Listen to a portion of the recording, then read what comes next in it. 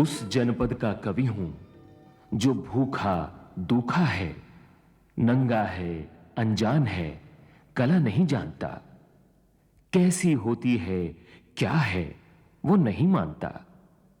कविता कुछ भी दे सकती है, कब सूखा है उसके जीवन का सोता इतिहास ही बता सकता है। वो उदासीन बिल्कुल अपने से, अपने समाज से है, दुनिया को सपने से अलग नहीं मानता। यही है कवि त्रिलोचन का अपना जनपद, उत्तर प्रदेश का जिला सुल्तानपुर, जिसकी धरती ने त्रिलोचन को कवि बनाया। सुल्तानपुर जिले का एक गांव कटघरा चिरानी पट्टी। इसी गांव में 20 अगस्त सन 1917 को एक बालक का जन्म हुआ, जिसका नाम रखा गया वासुदेव सिंह। पीपल के पेड़ के आधार पर दादा ने यह नाम रखा। बालक वासुदेव सिंह का बचपन इसी गांव की गलियों में खेलते हुए बीता। तब उस बालक को कहां पता था कि बड़ा होकर वो कवि त्रिलोचन कहलाएगा। लेकिन अपने गांव का वो पहला बालक था जिसने विद्यालय की देहरी पर कदम रखा। बालक में पढ़ने की ललक थी, ज्ञान की पिपासा थी, इसीलिए वो सारी बाधाओं को पार करता चला गया। और त्रिलोचन ने दोस्तपुर के मिडिल स्कूल से मिडिल की परीक्षा उत्तीर्ण कर ली। बाल्यकाल की स्मृतियों सहित थोड़े मैं कह रहा हूँ। मैंने देखा कि किताबें खरीद नहीं सकता, तो किताबों की प्रतिलिपि तैयार की और किताबों के साइज का ही कागज वो करके और उसको उसकी सिलाई स्वयं की बाद में अब बांध लिया। तो मैं अपनी लिखी हुई किताबें पढ़ता था। मास्टर ने एक बार मांगा कि किताब लाओ, तो मैंने हाथ से किताब दे दिया और पेज जहाँ था मूल किताब में वही पेज का नंबर था। मैं जब पहले दिन गया था तो मुझसे पूछा गया कि कोई पाठ पढ़ के आए हो। मैंने कहा कि मैंने पूरी किताब लिख डाली है। अब किताब में पूरी किताब में कहीं से पूछिए मैं बताऊंगा। शुरू होना था जी उसी दिन। तो उन्होंने कहा कितने पाठ हैं, मैंने संख्या बता दी। फिर पूछा और उन पाठों के नाम क्या हैं, संख्या तो बता दी तुमने जी। तो मैंने नाम बताए इस तरह से, क्योंकि लिखने में तो एकदम हो गया। याद कोई करना चाहे तो लिखने पर आए, लिखने का अभ्यास करे, याद होगा। और या रटने की अपेक्षा बार बार लिखिए, और उस लिखे को रख सकते हैं तो रखिए। रटने की जरूरत नहीं है, क्योंकि रटने से जी ध्यान से उधर से हटेगा। और मेहनत तो पड़ती है, बार बार वो बात कहने पर वो ध्यान से निकल जाएगी। इसलिए रटना नहीं चाहिए और याद रहेगा। मिडिल की परीक्षा उत्तीर्ण करने के बाद त्रिलोचन आगरा चले गए। सन 1936-37 के आसपास वहीं रहते हुए उन्होंने लाहौर की शास्त्रीय परीक्षा उत्तीर्ण की। लेकिन वहां कब तक रहते और क्या करते? कोई आर्थिक अवलंब था नहीं। तब उन्होंने रुख किया तीर्थराज प्रयाग की ओर। इलाहाबाद पहुंचकर वो कवि राम नरेश त्रिपाठी के हिंदी मंदिर से संबद्ध हो गए। हिंदी मंदिर उन्होंने चंदा लगा के पहले प्रेस की मशीन उसे ली थी, खरीदा था, और उससे किताबें छापी। उन दिनों पाठक कम थे, तो हिंदी के प्रकाशक को लाभकर स्थिति संपन्न लोगों से भी संपर्क रखना था। कभी कभी संपर्क के कारण लोग कहते थे कि इतनी किताबें आप भेज दीजिए, हम सबका दाम दे देंगे, तो बांटने के लिए। छोटे छोटे राजे थे बुंदेलखंड में, घूमते रहते थे ये लोग। अब वैसे आज़ादी के समर्थक थे। इनका पथिक काव्य जो है आज भी मैं उत्तम काव्य मानता हूँ। लेकिन नई पीढ़ी के लोग तो भूल गए हैं बाबू ने। खैर, तो राम नरेश त्रिपाठी के यहाँ काम करने लगा। मैंने वेतन की बात नहीं की उनके यहाँ। उसके पहले एक जगह वेतन की बात हुई थी, तो उन्होंने क्योंकि मैं प्रेस का अनुभवी हो चुका था गुजरात से। और फुलछाप नाम के साप्ताहिक में जवेर भाई के साथ मैंने काम किया था। तो प्रेस, प्रूफ रीडिंग, लेखन, यह सब वहाँ से सीखा। लेकिन त्रिलोचन के जीवन में महत्वपूर्ण मोड़ तब आया जब वो बनारस पहुंचे। 1939-40 का जमाना था, जबकि अभावों से लड़ते जूझते त्रिलोचन को काशी नगरी में जीवन का आधार मिला। वो वहां कहानी और हंस जैसी पत्रिकाओं के संपादन से जुड़ गए। फिर भारत के इतिहास में एक अविस्मरणीय घड़ी आई। 1942 में बरतानी हुकूमत के खिलाफ भारत छोड़ो आंदोलन छिड़ गया और त्रिलोचन को भी जेल जाना पड़ा। 42 के दिनों की बात है।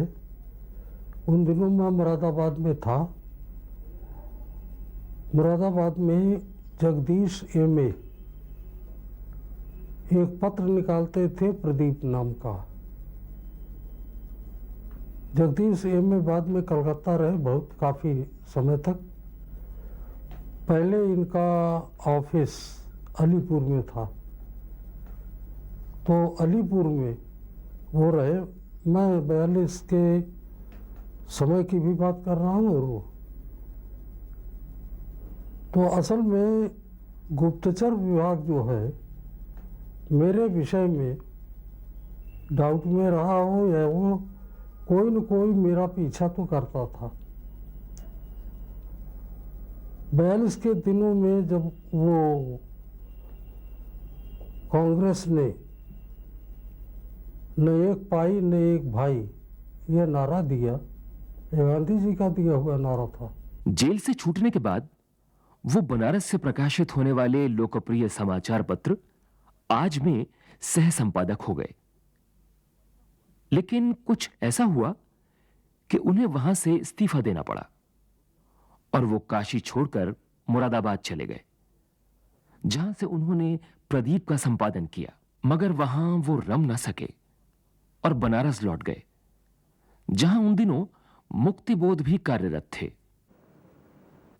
उन्हीं दिनों अर्थात 1945 के आरंभ में धरती के कवि त्रिलोचन का पहला कविता संग्रह धरती शीर्षक से प्रकाशित हुआ और मुक्तिबोध ने हंस में उसकी समीक्षा लिखी। निराली शान शोभा, लाल पीले और नीले, वर्ण वर्ण प्रसून सुंदर, धूप सुंदर, धूप में जगरूप सुंदर। ओस कण के हार पहने, इंद्रधनुषी छवि बनाई, शस्य तृण सर्वत्र सुंदर, धूप सुंदर, धूप में जगरूप सुंदर। बनारस में रहते हुए ही उन्होंने यूपी कॉलेज से 1946 में हाई स्कूल की तथा 1948 में इंटरमीडिएट की परीक्षाएं उत्तीर्ण की। वहीं अर्थात उदय प्रताप कॉलेज में ही त्रिलोचन की मुलाकात नामवर सिंह, शिव प्रसाद सिंह तथा काशीनाथ सिंह से हुई। मूलतः त्रिलोचन प्रेम के कवि हैं और बाद में जैसा मुझे लगा कि यह तुम्हारा वस्तुतः मनुष्यता है और वह मनुष्यता जो गांव में है, देहातों में है, खेतों खलिहानों में है, जो काम करती है, और उस त्रिलोचन को कहीं न कहीं मैंने देहात से आने वाले, हमारे गांव से आने वाले उन बारातियों के बीच देखा था।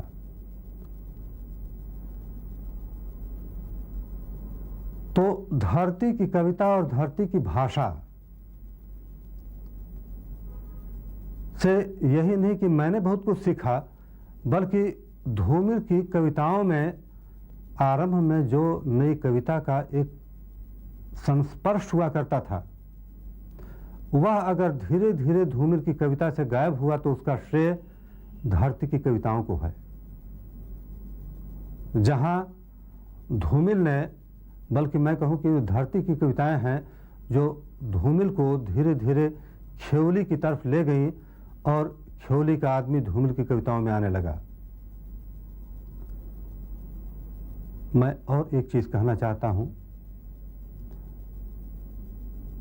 बनारस कि सड़कें और गलियां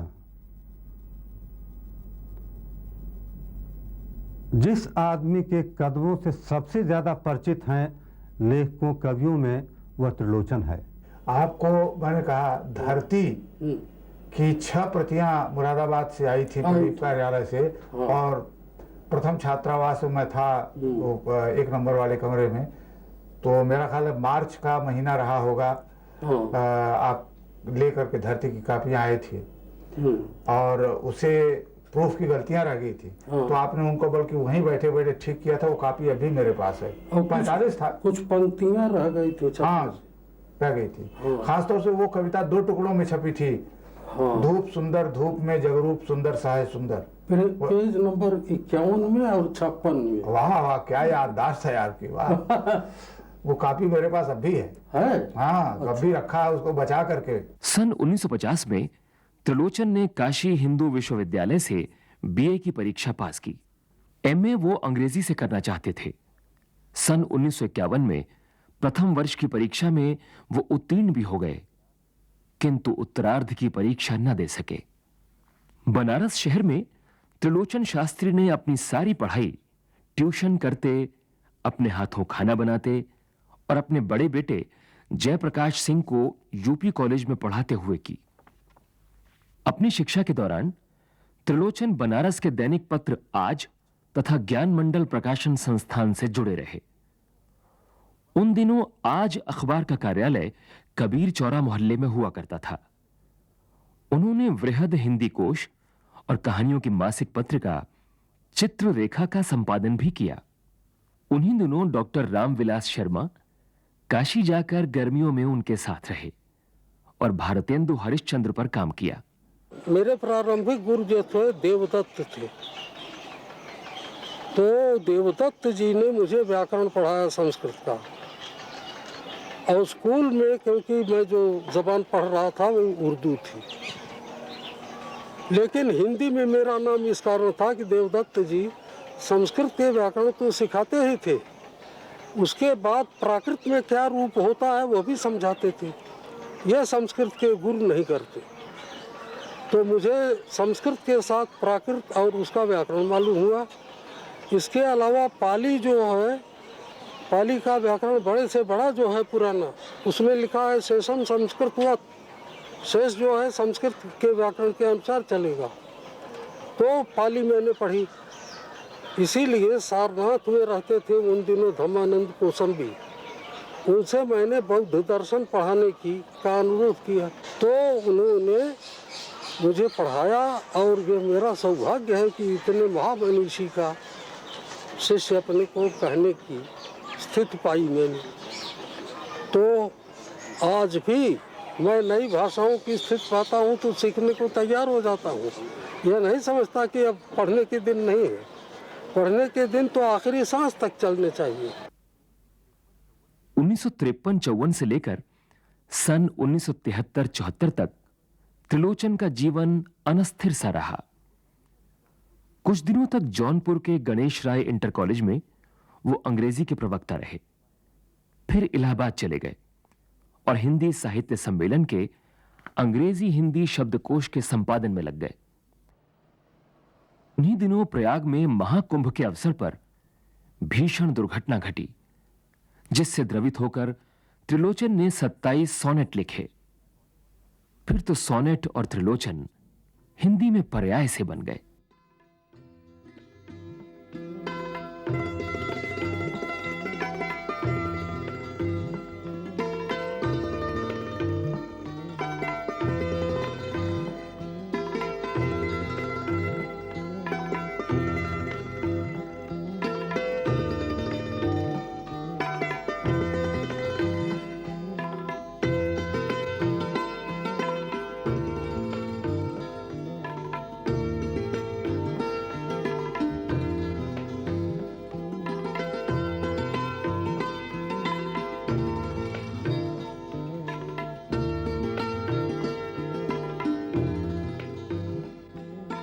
शीर्षक है यह सुगंध मेरी है।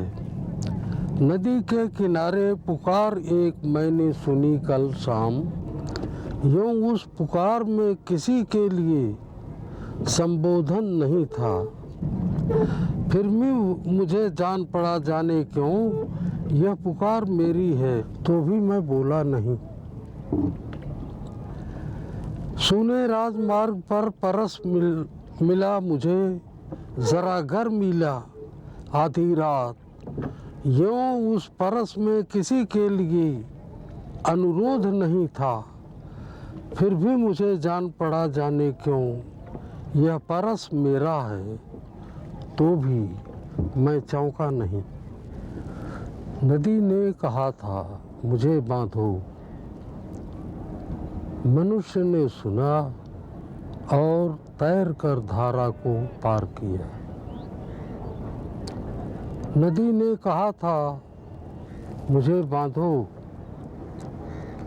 मनुष्य ने सुना और सपरिवार धारा को नाव से पार किया। नदी ने कहा था मुझे बांधो, मनुष्य ने सुना और आखिर उसे बांध लिया। बांध कर नदी को मनुष्य दूह रहा है, अब वो कामधेनु हुए। नदी के किनारे पुकार एक मैंने सुनी, कल शाम यूं नदी के किनारे पुकार एक मैंने सुनी कल शाम, यूं उस पुकार से मैं किसी के लिए संबोधन नहीं था। 1956 में प्रकाशित गजलों तथा रुबाइयों के संकलन गुलाब और बुलबुल से उनकी छवि शायर की भले ही ना बनी हो, पर अगले ही वर्ष प्रकाशित सोनेट्स के संग्रह दिगंत से वो बाकायदा सोनेट के कवि हो गए। जब मैं लिखने को हुआ सोनेट हिंदी में, तब मैंने सोचा कि सोनेट के लिए कौन छंद होगा। मैंने तय किया कि रोला छंद काम का रहेगा, तो रोला लिखा है और 24 मात्रा के दूसरे छंद भी होंगे, रोला नहीं होगा। राम की शक्ति पूजा की प्रत्येक पंक्ति में 24 मात्रा है। आज का तीक्ष्ण सर विधृत क्षिप्र कर, वेग प्रखर सतशैल संवरणशील नील नभ, गर्जित स्वर पर प्रतिपल परिवर्तित व्यूह, भेद कौशल समूह, राक्षस विरुद्ध प्रत्यूह क्रुद्ध कपि विषम हूह, विच्छुरित वहनि राजीव नयन, हत लक्ष्य बाण लोहित लोचन, रावण मद मोचन महियान, राघव लाघव रावण वारण, गत युग्म प्रहर, उद्धत लंकापति मर्दित कपिदल बल विस्तर। इसके बाद मैंने खोज करनी शुरू की कि हिंदी में सोनेट कब से होगा। बंगला में पहला सोनेट लिखा गया 1861 में, और हिंदी में अब मेरी जानकारी के अनुसार पहला सोनेट हिंदी में लिखा गया 1906 में। मैंने सोनेट 2000 से ऊपर लिखे थे, लेकिन छपे हुए सोनेट जो हैं वो मेरा ख्याल है, मैंने गिना तो नहीं, 600 से कम न होंगे। शेक्सपियर ने सोनेट लिखे 155 और मिल्टन के सोनेट हैं 22, और सोनेट पहली बार मैंने 35 में लिखी। इधर त्रिलोचन सोनेट के ही पथ पर दौड़ा, सोनेट सोनेट सोनेट सोनेट क्या कर डाला ये उसने भी अजब तमाशा, मन की माला गले डाल ली। इस सोनेट का रास्ता चौड़ा अधिक नहीं है, कसे कसाए भाव अनूठे ऐसे आए जैसे कला आगरा में जो नग है दिखलाता है पूरे ताजमहल। इलाहाबाद से त्रिलोचन फिर बनारस चले गए। वहां 1967 तक वो नागरी प्रचारणी सभा के कोष विभाग में रहे। बीच में कुछ दिनों के लिए रांची चले गए थे राष्ट्रीय प्रेस के मैनेजर होकर, लेकिन वहां टिके नहीं। बनारस उनमें बस गया था। सभा का काम छोड़ने के बाद वो बनारस के ही एक अन्य पत्र जनवार्ता से जुड़ गए। एक संपादक और एक लेखक के रूप में हमारा उनका संबंध बराबर रहा। उनका जो योगदान है साहित्य को वो बहुत बड़ा है।